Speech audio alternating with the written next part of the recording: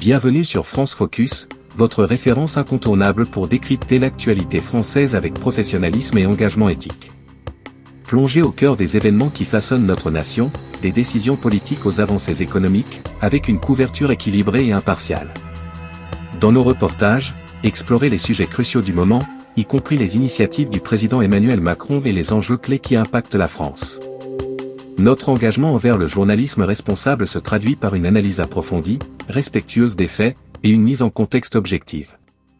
Restez informés et éclairés en vous abonnant à France Focus. Abonnez-vous dès maintenant pour accéder à une source fiable et complète d'informations sur les actualités françaises.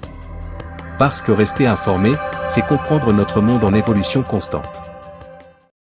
Présidentielle américaine, Nikki Haley, l'unique concurrente de Donald Trump, remporte sa première primaire à Washington. Nikki Haley, l'unique concurrente de Donald Trump aux primaires républicaines, a remporté dimanche la primaire à Washington, capitale des États-Unis, et décroché ainsi sa première victoire dans la course à l'investiture face à l'ex-président. Cette victoire symbolique dans la capitale fédérale intervient à 2 jours du Super Tuesday, une date du calendrier des primaires pour la présidentielle, au cours de laquelle les électeurs américains sont appelés à voter dans 15 États. L'immense majorité des habitants de Washington DC sont démocrates et la ville ne compte qu'un petit nombre de républicains inscrits. La chaîne CNN, qui a fait partie des médias ayant annoncé dimanche la victoire de Madame Haley, a estimé leur nombre à seulement 22 000. L'ancienne ambassadrice de l'ONU sous l'administration Trump, 2017 à 2021, a obtenu 63% des voix lors de cette primaire qui s'est déroulée dans un seul lieu, un hôtel du centre-ville, selon Politico, qui cite des responsables du parti à Washington. Lors de l'élection présidentielle de 2020 contre M. Trump, le candidat démocrate Joe Biden avait obtenu 92% des suffrages à Washington. La ville n'a jamais voté majoritairement pour un candidat républicain à la présidence. Dans un communiqué, l'équipe de campagne de Nikki Haley a affirmé qu'il n'est pas surprenant que les républicains les plus proches des dysfonctionnements de Washington rejettent Donald Trump et tout son chaos. Nikki Haley a été couronnée reine du Marais, a de son côté déclaré l'équipe de campagne de Donald Trump, en référence à l'un des slogans de la campagne électorale du milliardaire républicain en 2016, « Drain the Swamp », autrement dit débarrasser Washington de ses intrigues et conflits d'intérêts.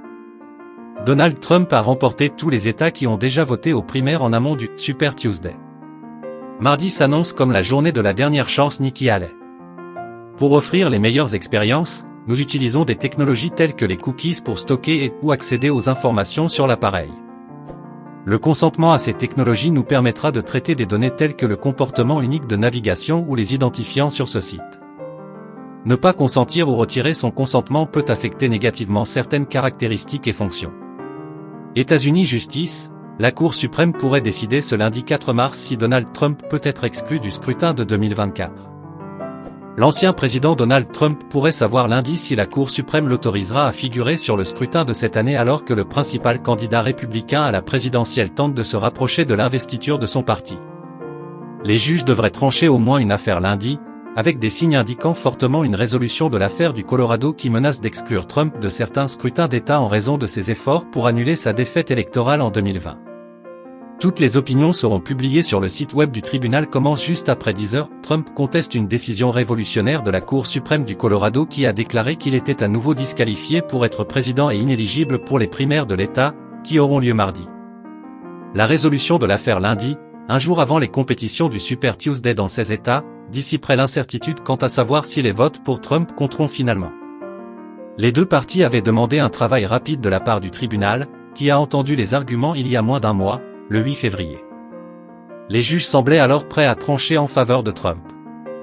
Le tribunal du Colorado a été le premier à invoquer une disposition constitutionnelle de l'après-guerre civile visant à empêcher ceux qui se sont engagés dans l'insurrection d'exercer des fonctions. Trump a également été interdit de voter aux primaires dans l'Illinois et le Maine, bien que les deux décisions, ainsi que celle du Colorado, soient suspendues en attendant l'issue de l'affaire devant la Cour suprême. La Cour suprême ne s'est jusqu'à présent jamais prononcée sur cette disposition, l'article 3 du 14e amendement. Le tribunal a indiqué dimanche qu'au moins une affaire serait tranchée lundi, fidèle à sa coutume de ne pas préciser laquelle.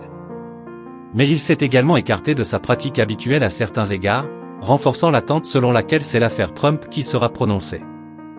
Sauf lorsque la fin du mandat approche, fin juin, le tribunal rend presque toujours ses décisions les jours où les juges doivent siéger. Mais le prochain jour d'audience prévu n'est pas avant le 15 mars. Et sauf pendant la pandémie de coronavirus, lorsque le tribunal était fermé, les juges lisaient presque toujours des résumés de leurs opinions dans la salle d'audience. Ils ne seront pas là lundi.